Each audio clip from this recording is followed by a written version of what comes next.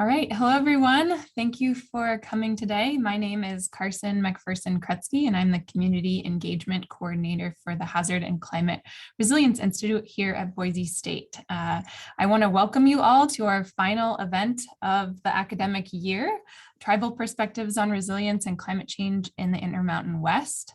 We're really excited to finish off our series with these panelists we have here today. And I am co-hosting this with Scotthauser with the Upper Snake River Tribes Foundation. So really excited to have everyone here today.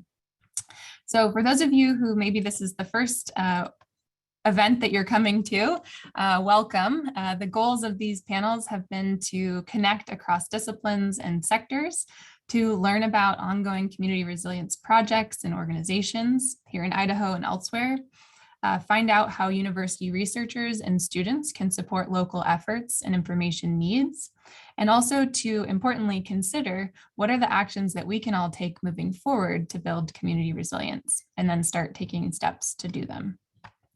Because this is our last session, I wanted to just remind everybody how many different stakeholders and groups and different representatives we've had from across many different agencies here in Idaho.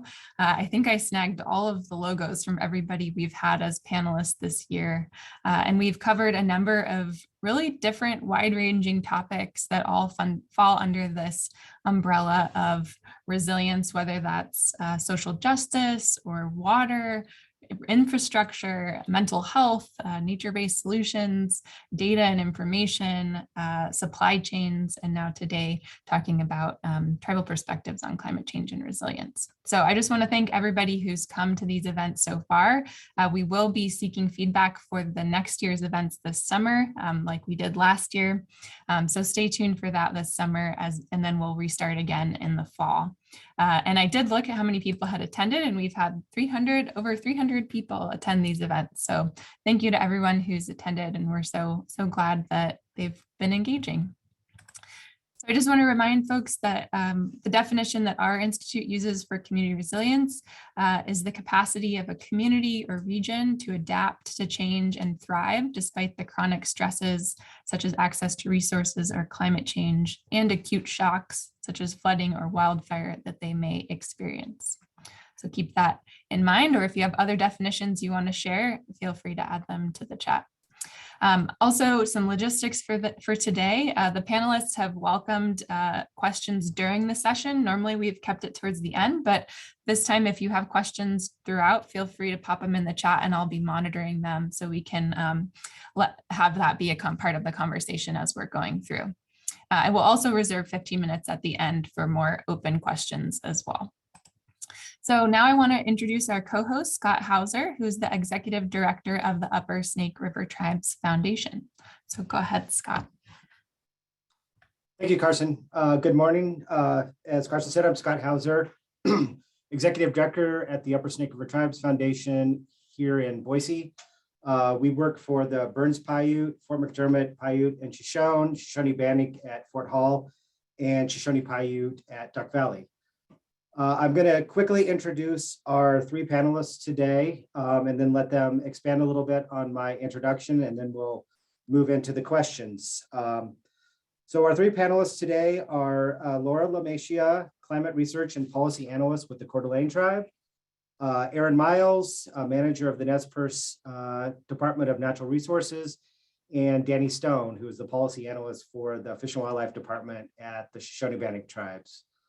So I think for ease of introductions for our three panelists, I'll just do alphabetical. So we'll start with Coeur d'Alene, then turn to Nez Perce, and then Shoshone-Bannock. Laura? Well, everybody. Good morning. I'm Laura Laumatia. I am, again, Climate Research and Policy Analyst with the tribe, and I've been working for the Coeur d'Alene Tribe for almost 19 years in areas of community planning, community outreach and education, and water quality and policy. So our climate office was just established in November, and so we're just getting going on some of our impact assessments and planning efforts, but it's a really exciting time to be working in this field, and I'm always honored to be able to represent the tribe in arenas like this. Although I'm a non-tribal member, I do live in the community, and I'm excited to be here. So thank you.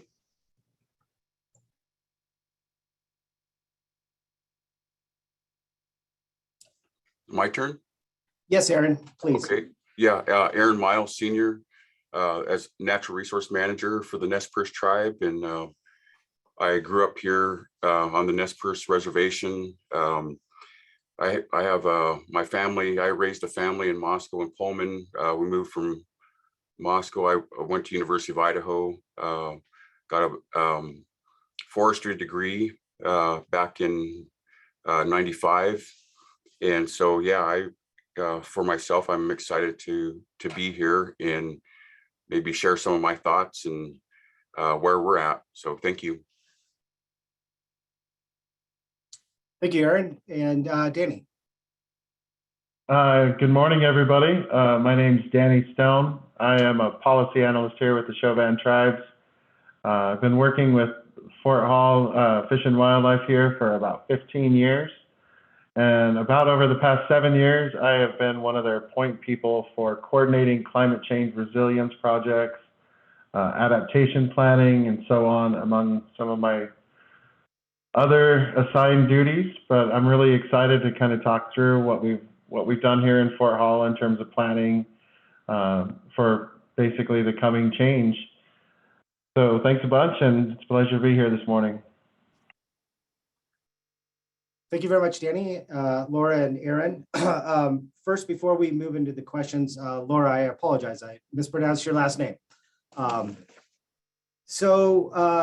Carson and I have come up with a series of questions. It's highly likely that we won't get through all of the questions that we've come up with. So we'll get as far as we can. And as Carson said, at 11:45, 10:45 for those in the Pacific, we will do a hard stop and open it up for questions. It's very important to us and the three panelists that you've given time to attend this today so that you all have time to ask questions. And I believe Carson mentioned as well, you can put questions in the chat, and Carson's going to be tracking those questions as well as we move forward. So with that said, I will ask the first question, and I guess we'll just, I'll mix it up after this, but we'll again just go alphabetical with Coeur d'Alene, Nez Perce, and Shoshone-Bannock on the first question. So Laura, Aaron, and Danny, the first question is, tribal culture and the natural world are interconnected. How can the interconnection be applied broadly to tackle the climate crisis? And if you want to defer, you can as well.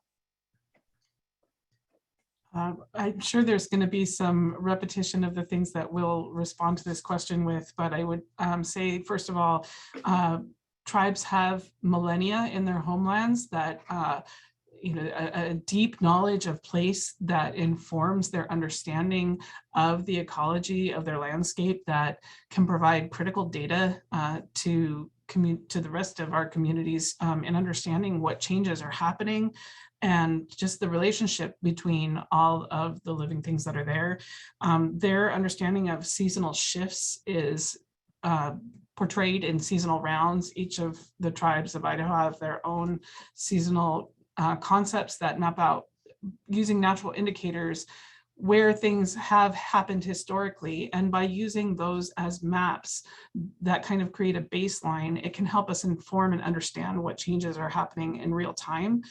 I also think that one of the most important things that our state community can take away from the tribes is the relationship and understanding of the relatedness of all things. And Western thinking has such an extractive approach to the environment that we need to make a major shift in terms of understanding how we need to be relating to our environment if we're going to really tackle the changes that are ahead of us.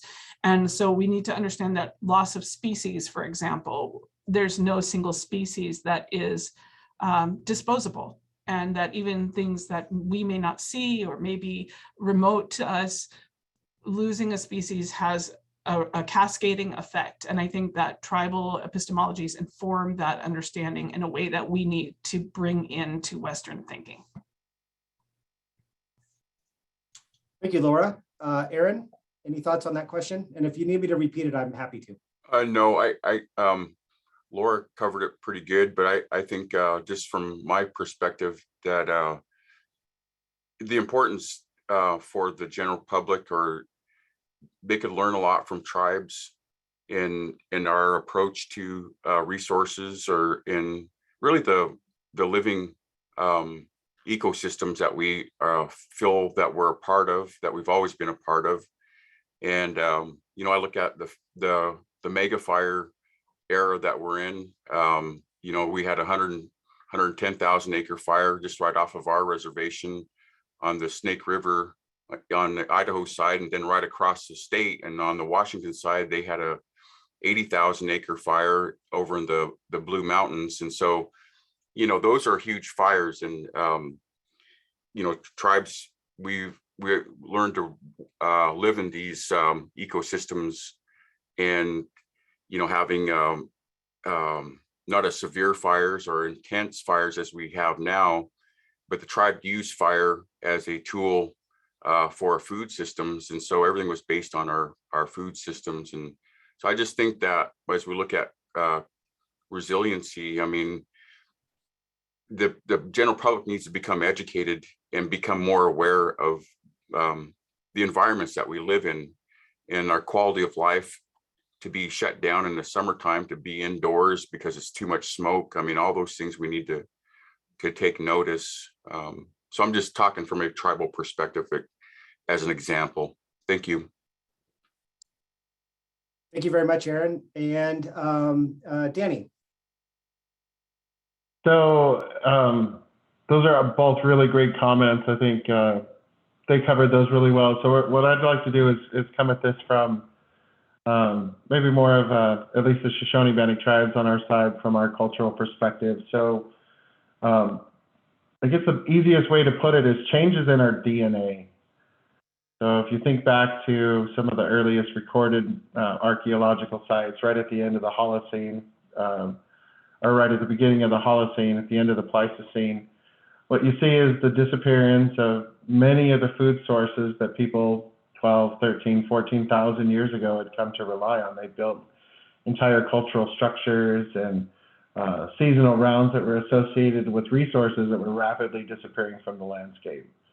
And so these people were experiencing famines, they were having to move to different regions, they were going after different food sources. And so that adaptation is to a changing climate became a foundational component of at least the Shoshone-Bannock tribe's seasonal rounds. In order to move forward as a society, in order to move forward as a social construct and structure, what we did was we built our culture primarily around the new foods that were coming available. You know, we became a part of the seasonal pulse of the Snake River. As the Holocene became highly variable, the climate changes pretty dramatically from this relatively stable climate during the Pleistocene, and those natural resources associated with the Snake River watershed, from its headwaters all the way to its confluence with the Columbia and eventually the Pacific, really formed the foundation of that culture. And what we're faced with today is the realization that, you know, as we transition from the Holocene to the Anthropocene, climate change has the potential to fundamentally change those ecological processes that have really defined our culture over the past, you know, epoch, several millennia. And those cultural traditions that once supported our tribe's lifeways from basically time immemorial are changing as well. You know, for example, I know it was mentioned earlier, climate change has an increased risk of catastrophic wildfire, specifically here in Southeast Idaho, where wildfires can grow rapidly from a small brush fire to 50 to 60,000 acres in several days. And the invasive species that come along with those disturbance regimes also change the ecological processes associated with the more normative conditions, especially here in Fort Hall with our shrub steppe habitats, and even then eventually into the riparian areas along the Snake River.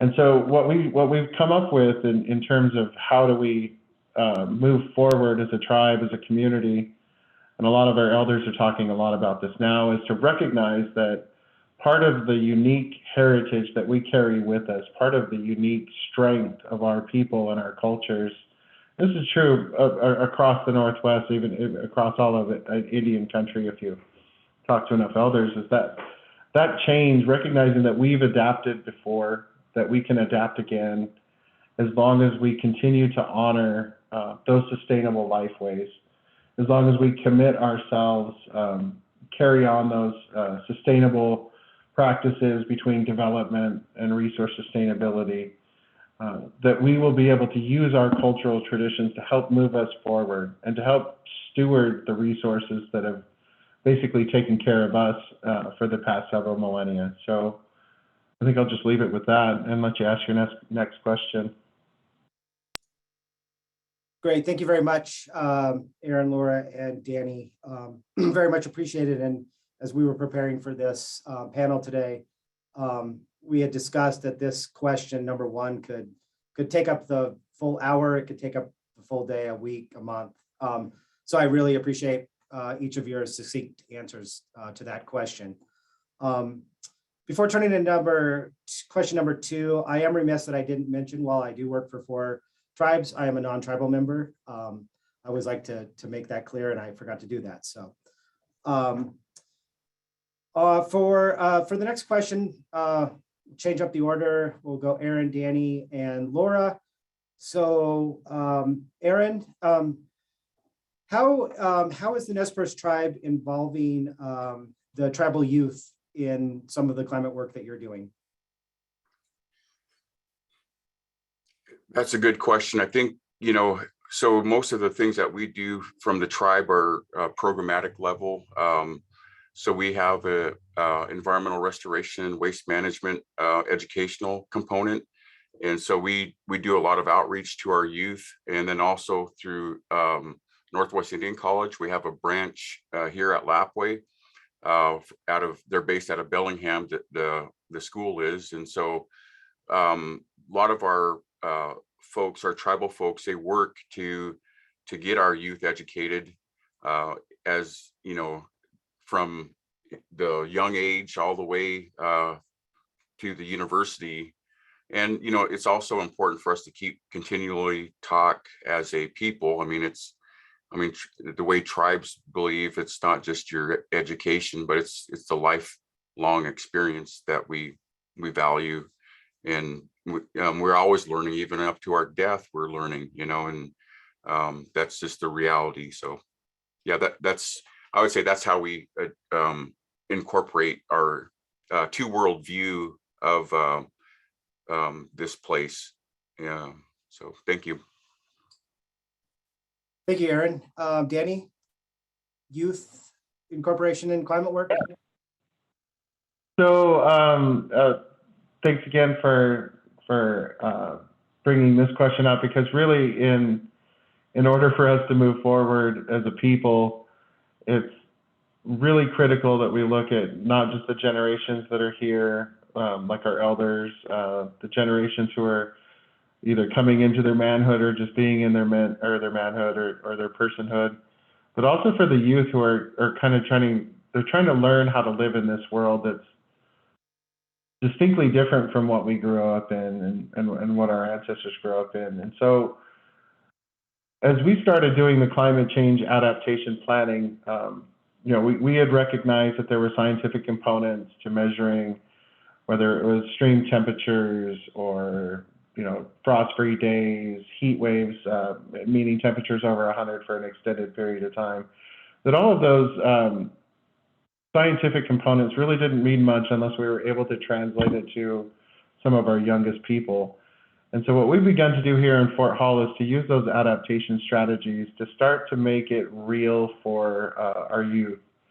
And some of the ways that we're starting to do that, we've got kind of 2 pathways here. So when we talk about our very, very young, what we're doing now is starting to educate them on something that they can see and that they're familiar with. So here in Fort Hall, we have creation stories that are related to the beaver, specifically to how the beaver helped form and create the world that we live in here, the riverine ecosystem that we call home in the Snake River.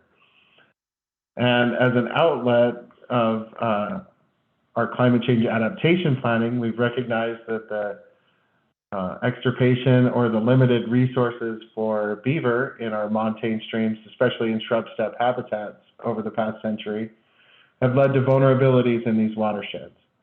And so for those of you guys who are familiar with the term beaver dam analog, these are ways that people can get associated with doing the function that a beaver used to do in order to help preserve the watersheds that are close and near and dear to home. The benefit of these systems is that they're really simple to install. So us as the adults or the mentors can go out and get the materials together. We can install these. They're really small scale. We don't really have to go, fully elaborate and try to dam up the Snake River. So we pick small streams and creeks, and we get the kids out there, and we're having them collect bugs. So they're doing like invertebrate sampling. They're collecting temperature data with their little infrared thermometers, and they're out there like, so it's this warm today. What are we going to come back and see later on? And we're getting the kids basically engaged at the fun level. So they're out there, weaving willows and taking temperatures and getting a little bit muddy in the stream. Now, for our adults, those who are coming into their adulthood, who we still consider tribal youth, meaning our late high school and college age kids, we're tending to take on a lot more of those people into our anadromous fish programs, so those programs that are in central Idaho.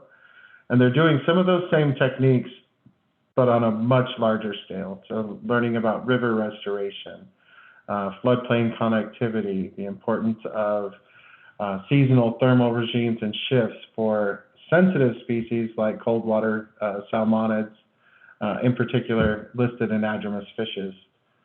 And so part of our engaging the youth is to start to build these people who, like the rest of us, like we were taught, start to see their world as having obligations. So a lot of people will talk about rights and privileges for their youth, and they'll talk about, these are the things that are fair and equitable. But in a tribal sense, usually we don't talk about rights and privileges. What we talk about are obligations to the natural world. And so building that lifelong ethic, that deep land ethic of stewardship and conservation is, it kind of starts at the very, very young level, elementary school. Like get them dirty, get them into the water, get them into the creek and outside of the classroom into basically the best classroom of all, Creator's Classroom. And then hopefully they carry that tradition on through their adulthood. Thank you very much, Danny. And Laura. Well, I said there would be a lot of overlap, and there certainly is. I think everything that was just mentioned is very similar to the approach that we're taking up here. Something Danny mentioned about like the fun of getting the kids out and having fun is really critical. And when we were planning one of our youth climate events, I remember our director, Koch Matheson, pulling me aside and saying, remember this before you start to get off into data collection and everything like that. The reason that tribal members have connection to their landscape is because they have memories of joy, that they have joyful, youthful experiences. Kids weren't involved in necessarily a formal education where somebody was standing around in a group saying, remember X, Y, and Z, but it was play that really connected to them to that. So we really try to keep that in mind now as we plan these youth experiences. So we have a project called Climate Explorers. That's a 14 to 17-year-old youth internship where we try to get them out on the landscape, experiencing that joy to just be out in their homeland, but having a teacher, an elder, a tribal staff member out there talking along the way as we're just enjoying ourselves. Now, I will say we were challenged last year by a heat dome. So the irony is, how do you make it fun to be hiking in 105-degree weather sometimes? We don't want to feel like a forced march, but really being able to adapt to all of that, and then getting the kids involved in collecting data. And like Danny said, taking on the responsibility of sharing the story of what's happening in the landscape to the community. And hopefully that gives youth the sense that they can make a change, that they, as they're thinking about their responsibilities to the tribe and to the landscape, that by what their school choices and career choices might be, that they actually can have a positive impact. That's another aspect of our youth education that we want to really emphasize is hope, that we don't want our young people to feel so overwhelmed by the challenges that they can't see a difference. And so that's kind of where we're approaching this. We're going to have another 4-week internship, Climate Explorers internship this summer, focused on salmon restoration and in the Hangman Creek watershed, which is the only salmon bearing watershed for the Coeur d'Alene tribe on the reservation. We're going to be looking at soils ecology, water quality, zero stage restoration, which is really letting the landscape be the teacher of where water should be on the landscape. And I think it's pretty unique to tribes that are leading the way in that kind of restoration. And we want to emphasize to the young people that the tribes are leading these efforts and that they have a role in carrying that forward. Another initiative we have is we have Clean Energy Fellowship, getting into our middle school at the tribal school and working on hands-on projects of building little wind turbines and solar powered devices, and understanding hydropower and the impacts on the tribe, and also, you know, how hydropower might look in the future.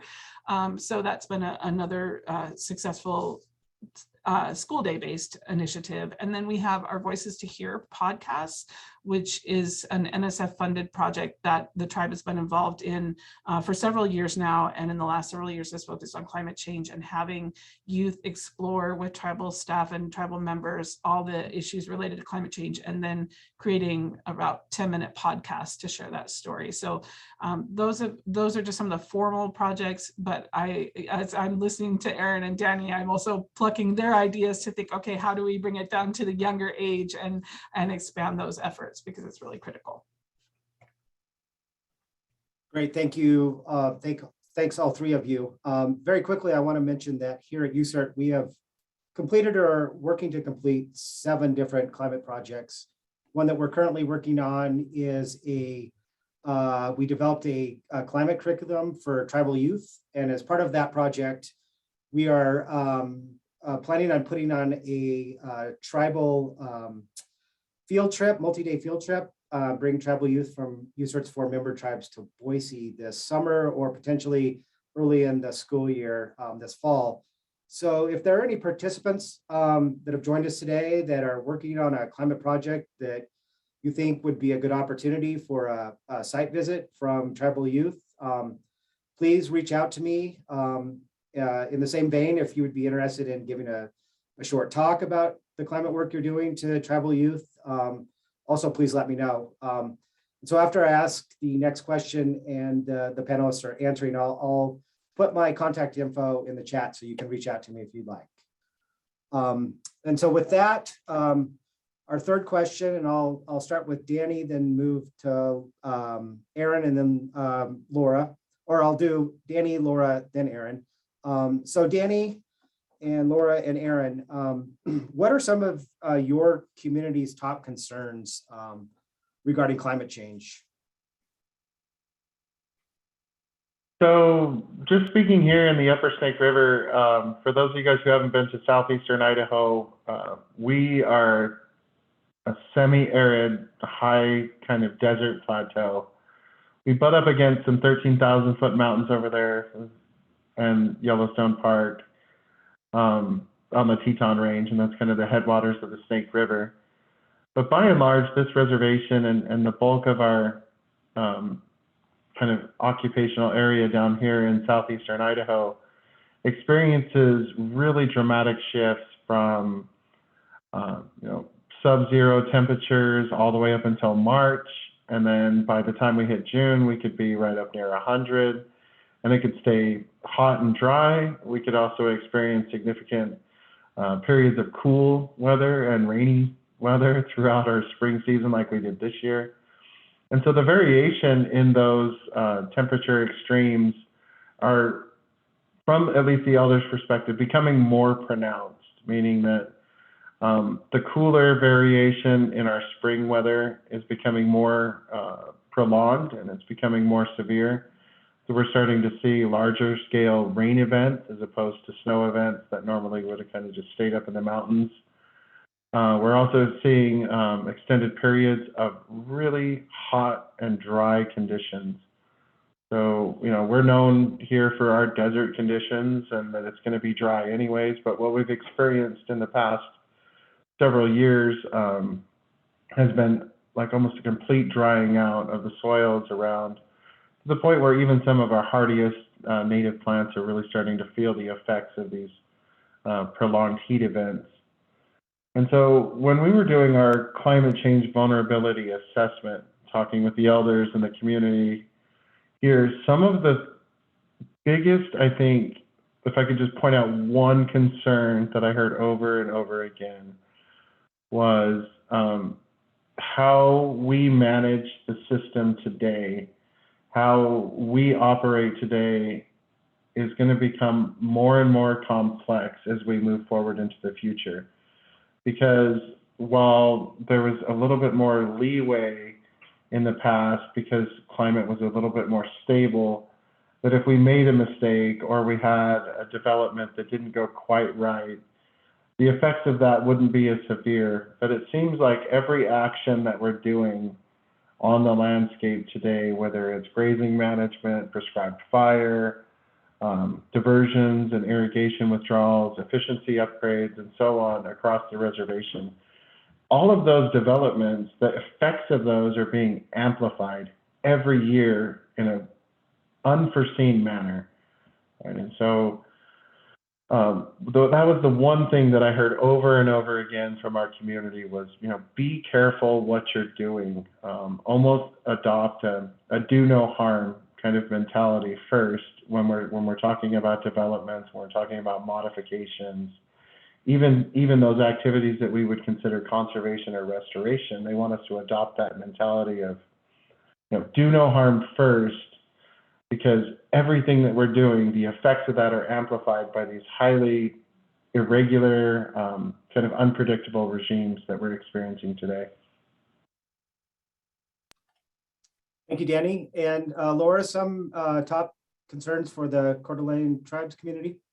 I think there's a lot of similar concerns. One of the unique concerns of the Coeur d'Alene tribe is that it's already been grappling with legacy mining contamination issues in Coeur d'Alene Lake for many, many decades. And all of the issues that presents are going to be exacerbated by warming temperatures. So the behavior of the lake in terms of stratifying and then possibly seeing the remobilization of metals into the water column is worsened by every degree of temperature that the lake warms.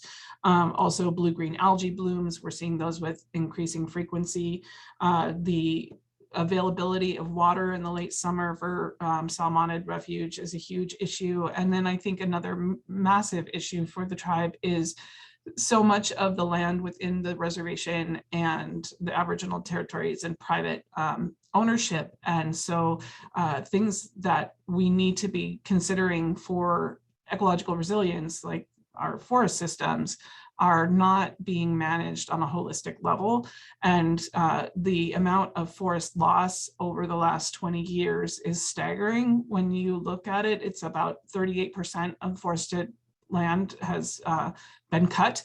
And so it's really challenging for the tribe to be able to address that under our current environmental regulatory scheme. So those are big concerns. And then the other things are, Aaron and Danny both mentioned fire. Just in 2020, Malden, Washington lost 80% of its homes and buildings in a devastating wildfire. Well, that's just 30 miles away from the Coeur d'Alene Reservation. So it's way too close to home, and a real reminder that that's a possibility for us. So we are concerned about how do we coordinate emergency response when we have so many jurisdictional challenges. You know, when you have a fire response, you're looking at federal, state, and tribal and local, and even just trying to get all those systems to talk and people can be challenging. And we did have a fire very close to the tribe's headquarters here in Plummer last year. And it was really, actually, I think that sped up the establishment of our climate office, just as it did for the Nez Perce tribe, because that health impact is major. And then finally, I would say one of the underestimated health impacts, I think, is our mental and spiritual health of people. Things about not being able to get out on the landscape when it's 105 degrees, or the smoke is so devastating that you're not even supposed to be active, means that's a further environmental dispossession of tribal people from their lands. And it's much more challenging in some ways than simply reacquiring land or jurisdiction, because you're dealing with a global threat to that. And so I think that really getting people to see how this is so much of a bigger impact than just fire or water. It's really about human survivance, I think, and cultural survivance. That's probably the overarching concern that we have.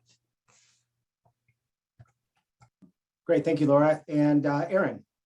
Yeah, our concerns right now are the salmon coming back, or being able to, just the issues surrounding anadromous fisheries. And, you know, the tribe, we've been in support of the breaching the 4 lower snake dams, and that's a big deal for us. You know, our tribal members, our people can fish in a lot of vast area, and we're, you know, one of the last upper reaches for salmon to go. And you know, the hydroelectric system systems have really put us in a bad place. I think even, you look at the Hells Canyon complex, not just for the Nez Perce, but even for the Shoshone-Bannock and all the Shoshone people that are south of us. I mean, that whole area is blocked off, and all that available habitat, they can't go there, you know. And I think that's a real sad place we're at to fight for. Just, I mean, we're talking hatchery stock salmon. We're not even talking just the natural wild ones. We're talking both of them, but we're to that point. And the water, you know, we've had some huge die-offs for like sturgeon. So in the Columbia River system, so we're really pushing up against some really difficult times.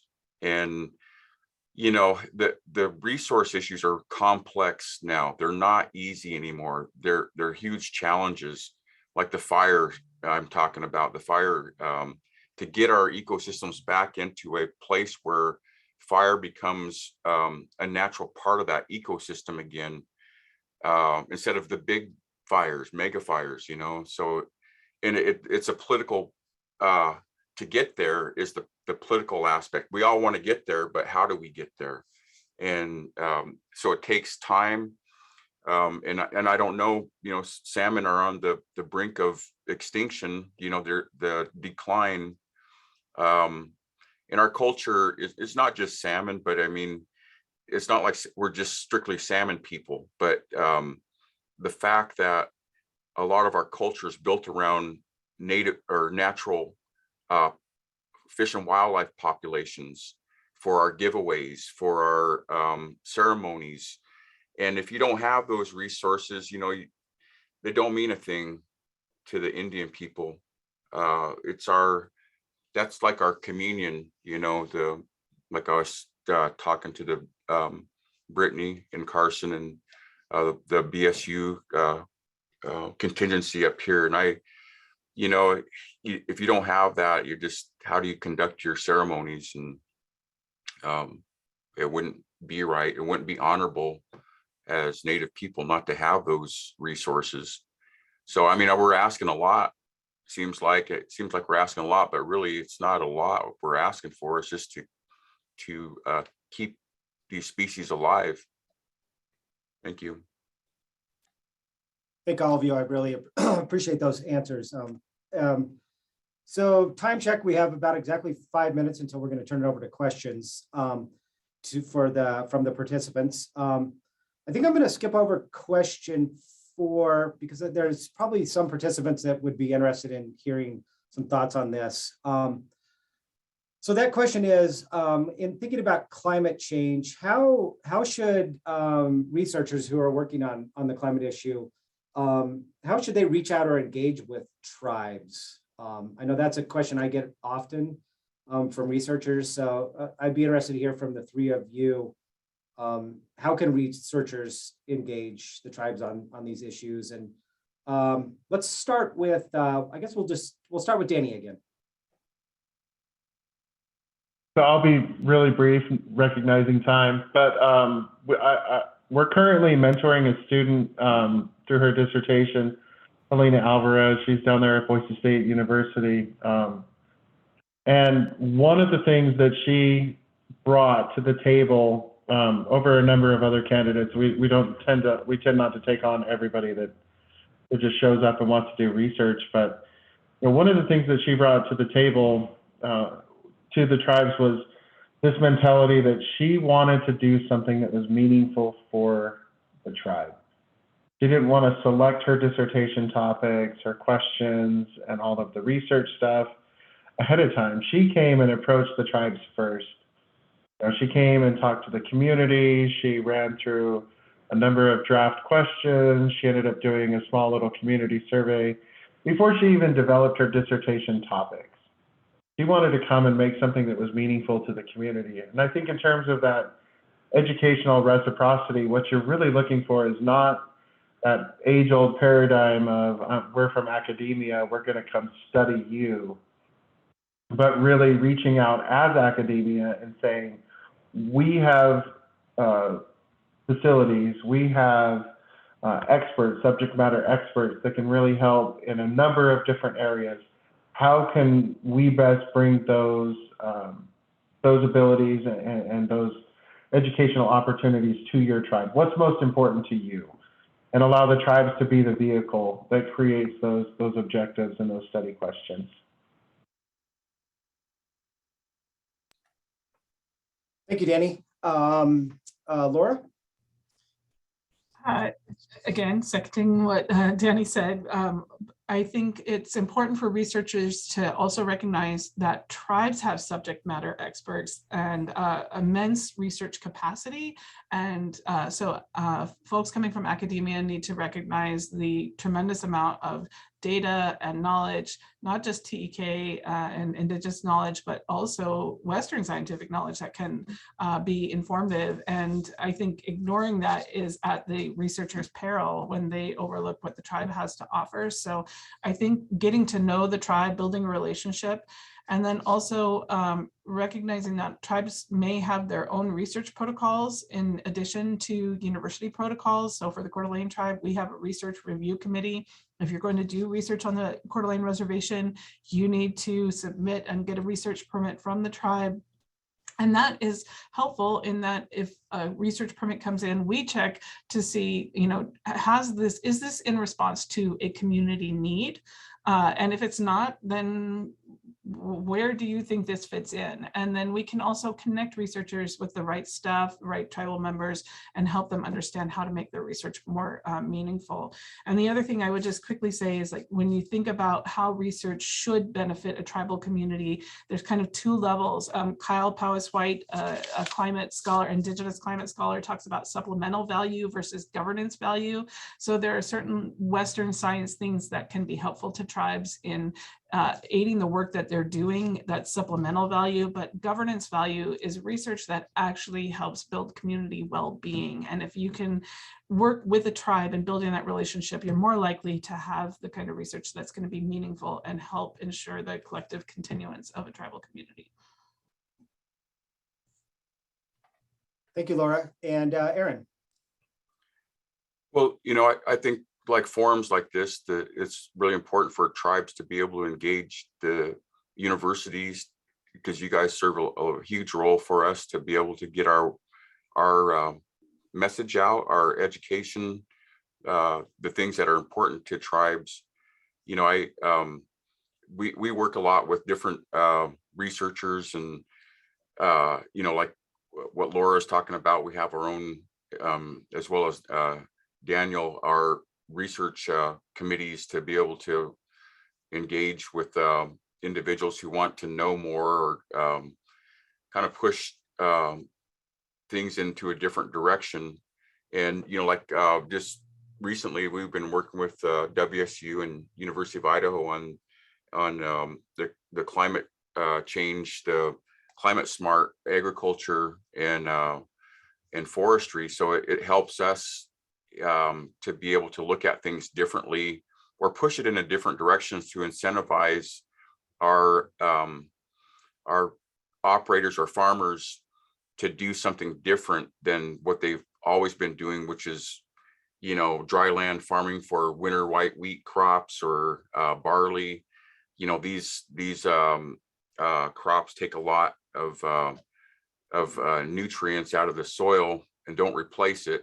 So we're going into things that are alternative crops that are important for carbon sequestration, fixing carbon back into the soil. Those kinds of things are really important. So I think it's a two-way street to learning from us, but also for us to be able to learn in a conventional manner. Thank you very much, Aaron, and also Danny and Laura. So at this time, we're going to open up to questions, and I can help here, Carson, if you need it, but maybe I'll turn it over to you quickly to see. I didn't see any questions come across the chat, but yeah. I'll hand it back to you, Carson. Sounds great. Thanks. I'll continue to be here. Thanks, Scott, and thank you to all the panelists for your great responses. It's been really interesting just to listen in. So I do want to open it up. So we don't have questions in the chat, but I would guess people do have questions, because this has been such a rich conversation. Let's see. Okay, I just got one here in the chat. So this person says, I'm a student at Riverstone International School writing an extended essay specifically investigating the question, to what extent has climate change impacted the Nez Perce and Shoshone-Bannock tribal lands in the Snake River? She's asking, would it be possible to interview one of the tribal members in either tribe to gain a better understanding of the negative impacts on the tribal communities? So how should she reach out if she wants to look into that?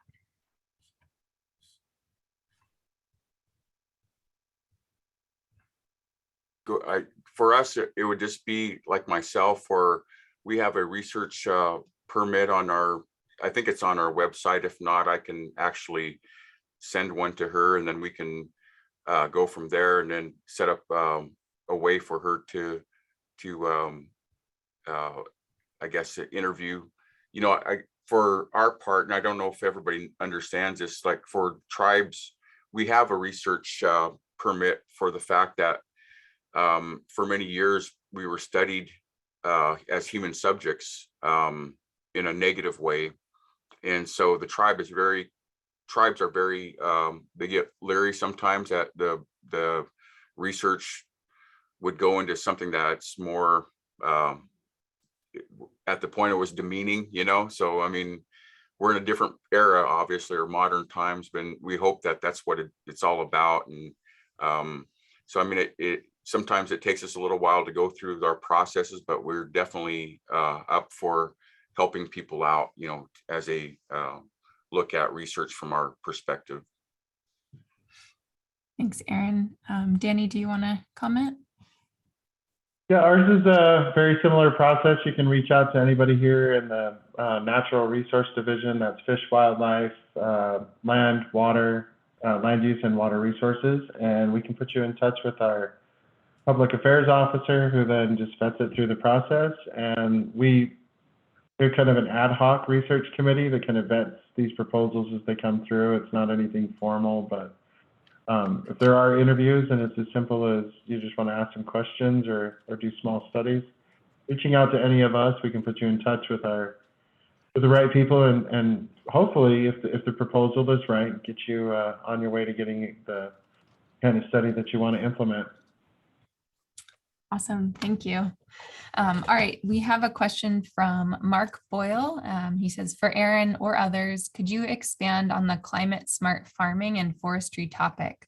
What specific actions are currently underway? Are any farmers or foresters implementing actions that we could visit or hear about? Well, for us, most of our area, if you look at it, on the Nez Perce Reservation, we have a huge, just like the Palouse, we have the Camas Prairie, and those are less soils. They're very vulnerable soils, I would say. And we've been farming them or dryland farming them for many years.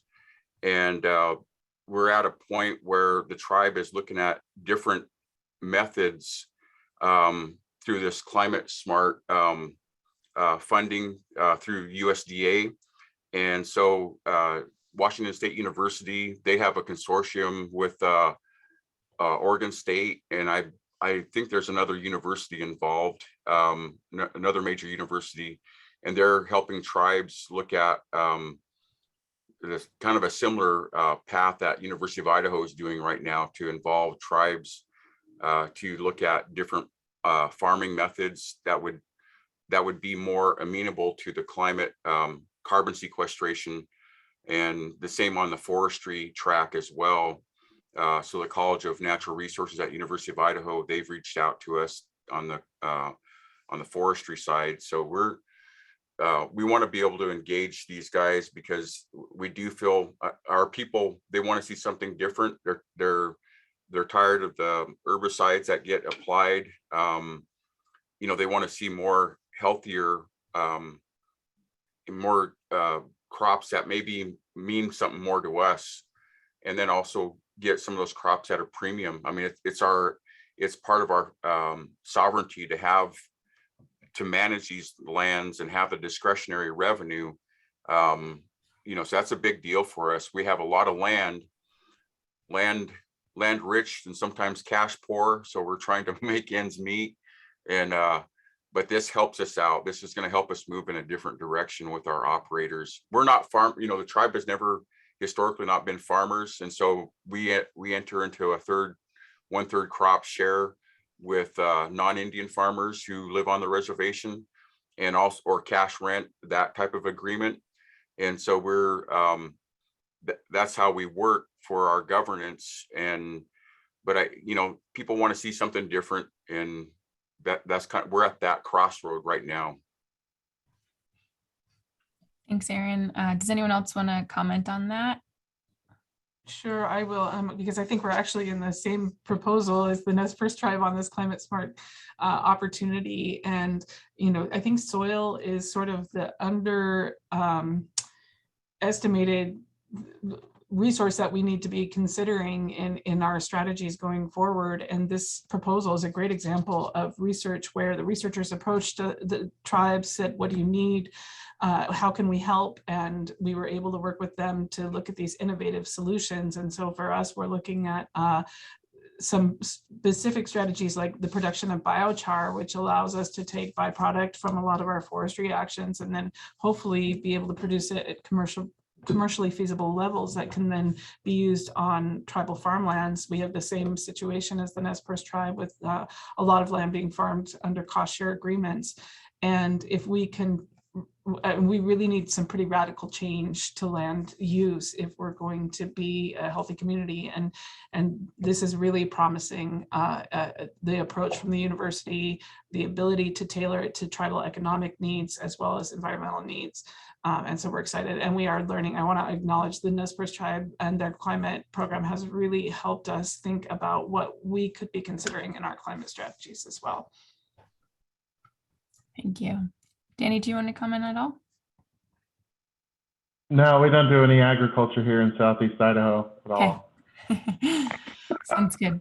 No, primarily ours are related to, so unlike those people, lucky people up there in the Palouse, they have this thing, it's called rain. I hear it's free and it comes from the sky. Ours is mostly pivot irrigation. We do farm a lot of spuds in the desert, and so primarily our climate change efforts have been focused on no-till or low-till methods for sequestration. But primarily the biggest one that we're pushing for right now is irrigation efficiency upgrades and water conservation and water smart, because we feel like leaving water in the river, in the ground, is going to help climate over the long term. So those will be the initiatives we'll likely pursue here. But, you know, just like Laura and Aaron, depending on where you're at in the state, agriculture is big business. And so the more that we can all do together, depending on where we're living and what we're growing, we're going to have a better outcome. Yeah, thank you. All right, we have one more question in the chat and we have 5 minutes, so hopefully we can get to it. So it's from Priscilla Nelson, and she asks, are the tribes speaking with mining companies about climate change related impacts and the changing risks? So I don't know if anyone wants to take that one on. I think I'd start with Laura. They have a lot of that up there. We do. It's, I would say no. That's a great audience to include, and maybe there's opportunity. But in terms of the mining impacts on Coeur d'Alene Lake, those are mostly historical contaminants that we're addressing.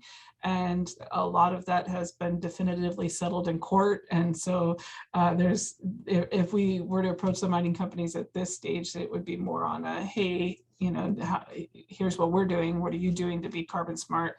But that conversation has not been started yet. Yeah, thank you. Carson, can you repeat the question? I missed that for some reason. I just reading. Yeah, no worries. It was, are the tribes speaking with mining companies about climate change related impacts and changing risks? No, we've been with the show bands on the Perpetua to fight the Stibnite project. You know, that's been a big deal for us to. It does. There are some.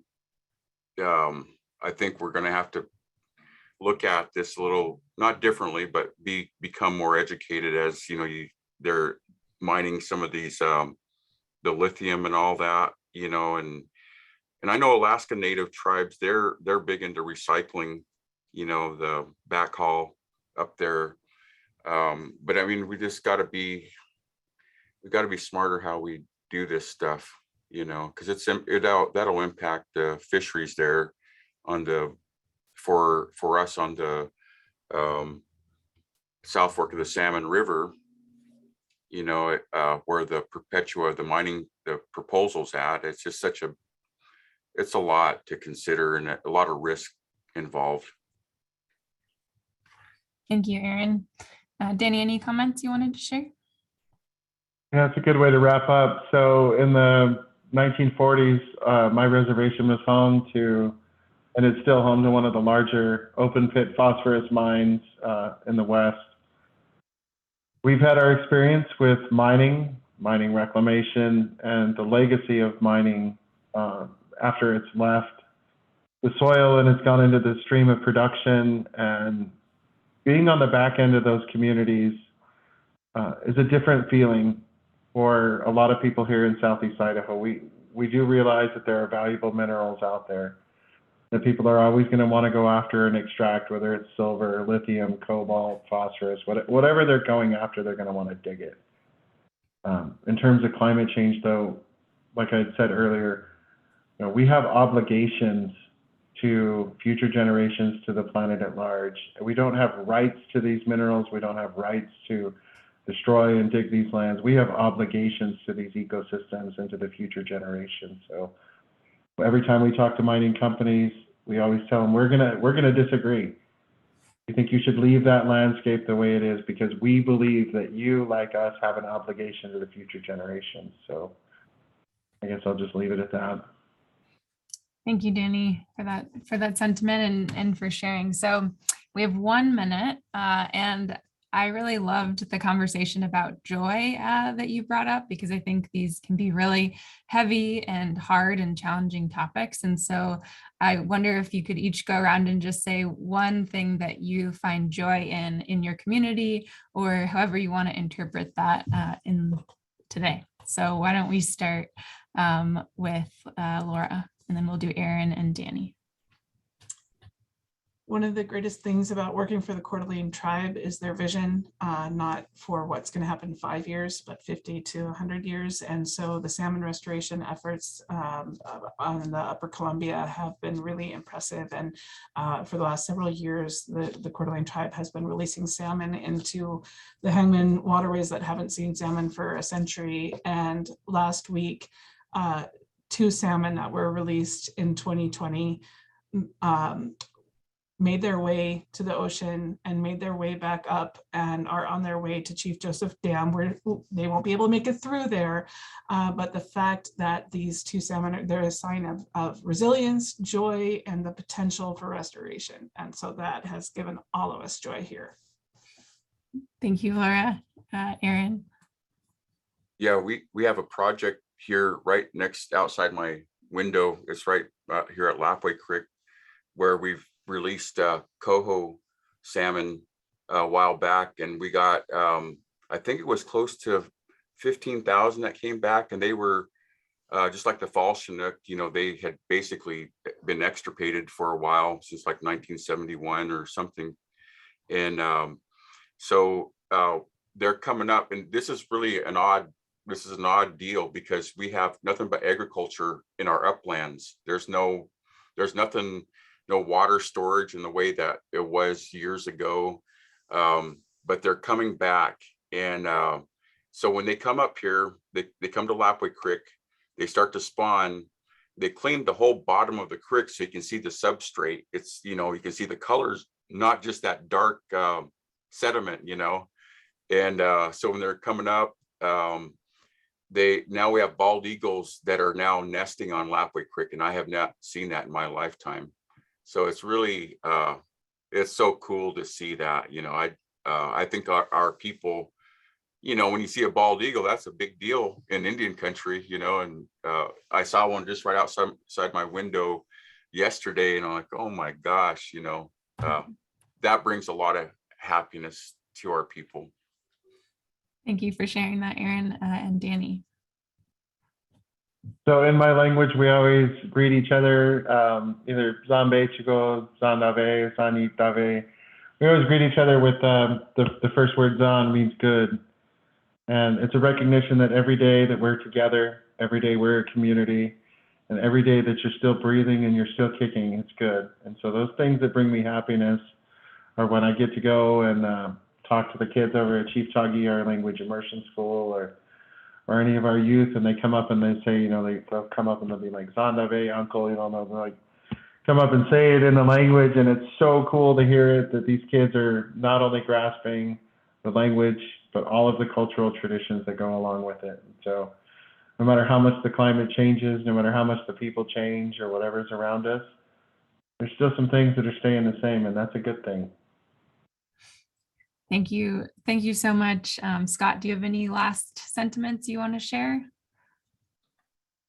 No, all I want to say is, Carson, thanks for putting this together and reaching out to me. And I'm very thankful that Laura, Danny, and Aaron could be here today. So even though I've been working for tribes for a little over 10 years now, I learned quite a bit myself today. So yeah. I'm assuming that the participants feel the same way. So just appreciate it very much.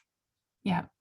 I just want to echo that as well. Thank you, everyone who's on the panel, for your time today. We're so appreciative of it, and also for everybody who attended, for your time being here and listening. So thank you all, and we will be in touch this summer to get feedback on next year's events. So thank you and have a great day. Thank you. Thank you.